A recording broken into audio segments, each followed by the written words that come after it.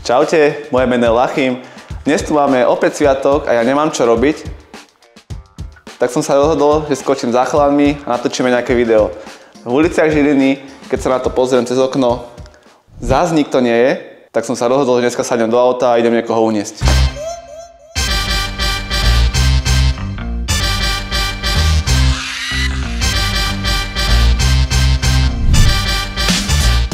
Zaujímavé, sústrediť sa na jazdu, hľadať človeka na strihanie a teraz ako vystúpiť a vystražiť alebo čo. Ideme na bulvár, tam ľudia sedia na kavách, tak možno, že tam bude nejaký vlasatý a ho zoberieme.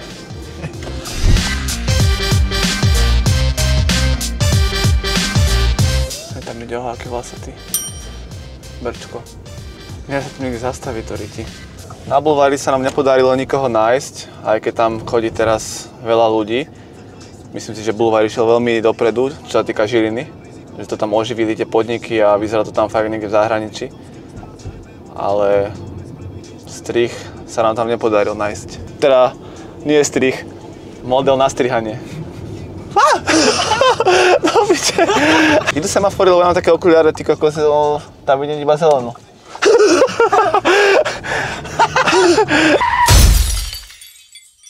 Ja mám zelenú, neviem čo títo oklička urobili, ale proste ja vidím, najviac sa výrazná farba, keď sa cez ne dívam, je zelená. Sme teraz na Poštovej, tu som kedysi pracoval v barbershope, to bol fakt vynikajúci priestor, lebo tam bolo veľa zelenie, dobré fotenie, teda dobre sa mi tam fotilo na content. To je zavreté, kamo, tá Poštova. Však je si ja tak. Toto sú moji susedia, rýchlo to zaj preč.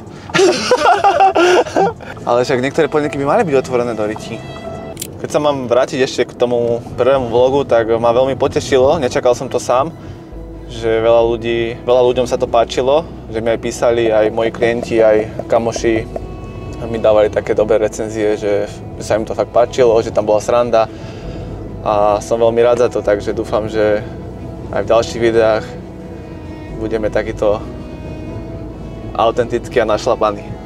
Od centra sme sa boli presunúť cez Vlčince na vodné dielo. Mysleli sme si, že na vodnom diele budú nejakí ľudia, ale zistili sme, že sú tam, ale to sú športovci, ktorí proste si išli zabiehať alebo zakorčulovať a nemyslím si, že ich tam budem otravovať. Povedia si, čo sa kokota chce, aby som niekde išiel s ním do auta, vieš, že to je chore. Tak ideme naspäť do mesta a ideme ďalej hľadať. Za auto sa nám to nepodarilo. To sa nedá proste, vieš, že otvoriť okno a niekoho zjapať. Tak ideme skúsiť do ulic. Pekne vyrobili tú budovu, že? Tuto. Republika. Na vetre neznášam to, že keď zafúka vietor, tak to mi rozvie vlasy, neznášam to, lebo mám čelo do pol hlavy. Proste mi to dokazí celý účes.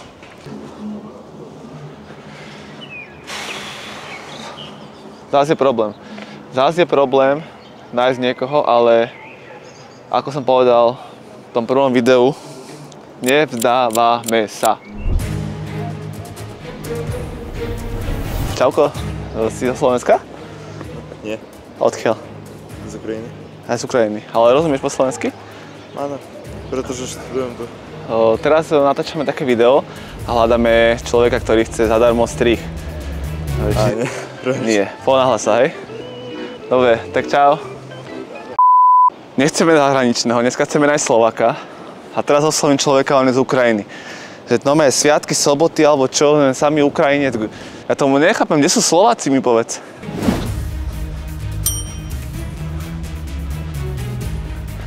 Čauko, máš chvíľočku?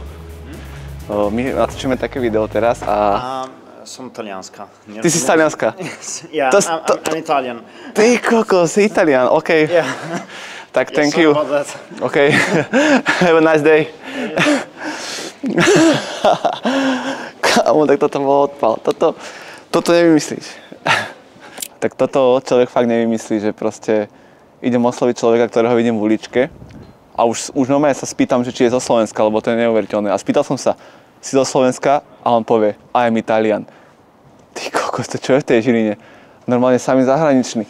A toto fakt nie je pravda, toto nie je nahraté, chápete to? Ja som barber a strihám 8 rokov a hľadáme niekoho na free strih, zadarmo strih. Nemám aj? Zadarmo, že vlastne, ale podmienka je taká, že to bude na videu iba a vlastne necháš to na mňa, ale môžem ti ukázať môj Instagram, že ako striham. Či ideš do toho, alebo... No, najprv ukáž. Čo pošepkal? Ale to nemôžete všetci, ale... Nie, neboj sa, ale... Oni ťa budú čakať, cez okno sa môžu dívať, hej? Aby si si nemyslel, že ťa ideme uniesť, hej? Ale fakt, dobré vlasy a ty by... No počkaj, čo ti mám ukázať teraz? Môj Instagram? Tak pozri. To som ja, hej. Baskať si dá. Robotu? Nič. Strihať sa ide. No. Čaute, že zavádzaš. To ste normálne dobre. Čaute. Daj si baskať. Čo si mám dať? Baskať. Nemusíš si dať ty to dáš na mňa. Jaj. Akože nebude to žiadna, akože... Proste ja to robím pre seba, pre svoj content, takže to bude dobre, chápeš? Keď to budem strihať ja si to chcem odfotiť, tak to... Tak to mám piči, hej, idem. Ideš? Hej. Dobre, tak... Ale nemôžete tam ísť všetci. My ho počkáme vonku. Aj piču basket. Nie baskát, neboj sa, taper fade. Alebo nejaký low fade, ale iba toto trošku skrátime. Vlasy zostanú dlhé, lebo ty máš škoda ich ostriať tie vlasy, lebo sú dobré. Ofina bude stále dlhá, ale nebude ti padať do očí. No. Necháš to na mňa proste, keď prídeš do salónu. Dobre. Ale on ide so mňou sám. Vy ho počkáte kde? Tuto na námestí? Za hodinu bude hotový. Môže aspoň ten prísť? Nie, ten ide som bajasí. On? Ale urob 10 klikov najskôr. Ja už som už... A na jeden nevieš? Tak 10 drepov. No poď 10 drepov. Koľko? 6, 7, 8, 9, 10. Dobre, tak on môže byť s tebou. Tak čaute. A ja chcem prikap. Proste on to dneska vyhral, vieš? Lebo je z Filipín, vieš? Príde, ja ho idem iba poslať. Ešte neviem, na budúci rok, no. Ale dobre máte vlasy podľa mňa. A ja mám veľký, že sa pozriem. Ale on je proste čavo, vieš? Dobre. No počúvaj, a ako si sa dostal ako z Filipín na Slovensko? Rodičia tu prišli, alebo... No ja tu mám nevlastného otca. Lebo ten vlastný ma nechal. Tak moja mama ešte mala. Ty si taký ako ja? Ja mám korene z Vietnamu a tiež odišiel, keď som mal rok. Daj na to. Vlastne nikto z nás to nezažije. Fakt, ale ty kokos. Nikto z nás to nezažije. Ja som to úplne, chápeš to? On má ten istý príbeh, čo ja. Takže počkaj ešte raz. Ty si prišiel, po slovensky vieš dobre, čo vidím, takže ty si tu kedy prišiel, keď si mal koľko rokov? Ja som už tu 9 rokov a mám 14 ako 15, tak nejak 7 alebo 6. A jasné. A tvoja mama je Slovenka teda? Nie, moja mama je Filipínka. A otec je? Slovák. Aha. A oni sa... To je nádlho, ty kokos. Áno. Budeme sa rozprávať aj pri strihaní. Keď strihávam s tým kamarátom, tak on mi totálne dáva až sem. Vlastne. To sa mi proste nebolo v pohode. Jasne. Nie tak ako ja napríklad, ale trošku aspoň na dobočie. Hej. Takže môžem si tú hranicu zanechať tak na dobočie, hej? A tie boky a zadok necháš na mňa, hej? Dobre. Ale sranda, vidíš, obidva sme ako keby máme zahraničných otcov, ty máš matku vlastne, ale si v pohode s tým, že si tmavý. Už nemáš z toho nejaké, si rád, skôr za to rád, že si iný proste. Si exotický a proste babi to majú rade, že? A kamo, hento, keď si sa jebal ten strieborný chain, to je extrém na také pokožke, že? Blázen, ty kokos. Ty keď budeš mať 18-19, alebo že budeš na strednej, tak tie baby, keď sa budeš dobre obliekať, dobrý imidž, kamo, tak ty to budeš mať veľmi ťažké a budeš kurevník, no.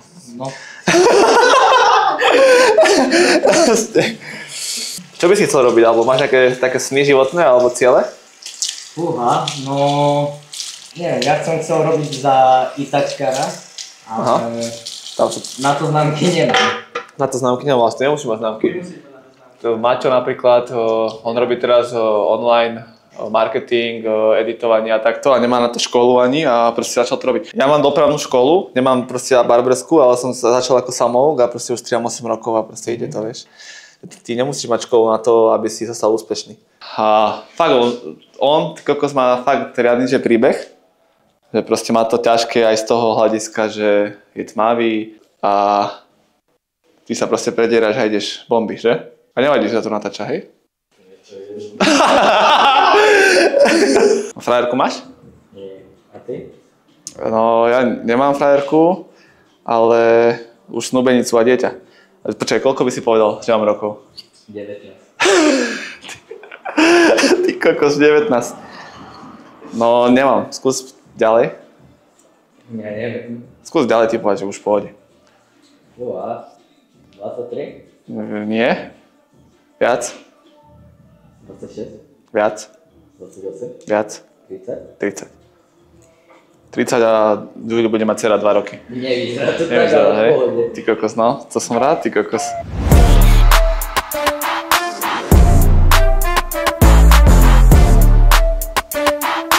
Ale normálne, keď pôjde striať, tak koľko to stojí? U mňa 22 strih iba bez brady. 22 to je v pohode.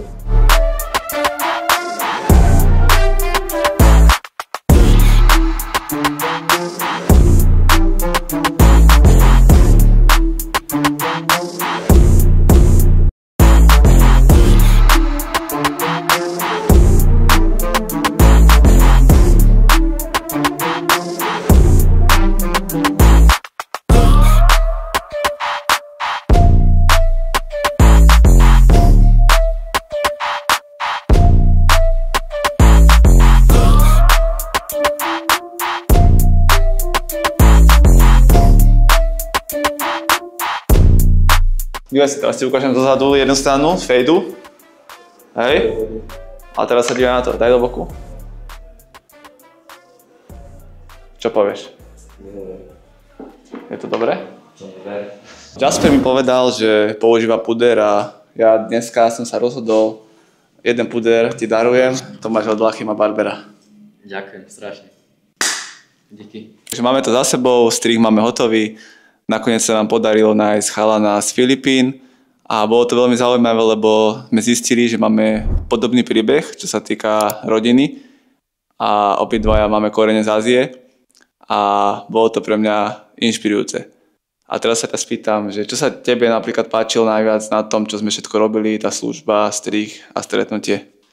No, mňa sa páči, že jak sme sa stretli na námestí a strih sa mi páčilo, ako si aj ty boky a ten dizajn spravil. Tak som rád, že sme sa stretli, že sme vybrali práve teba a prajem ti veľa šťastia a dúfam, že ťa niekedy uvidím, ako sa prídeš ku mne ostriať.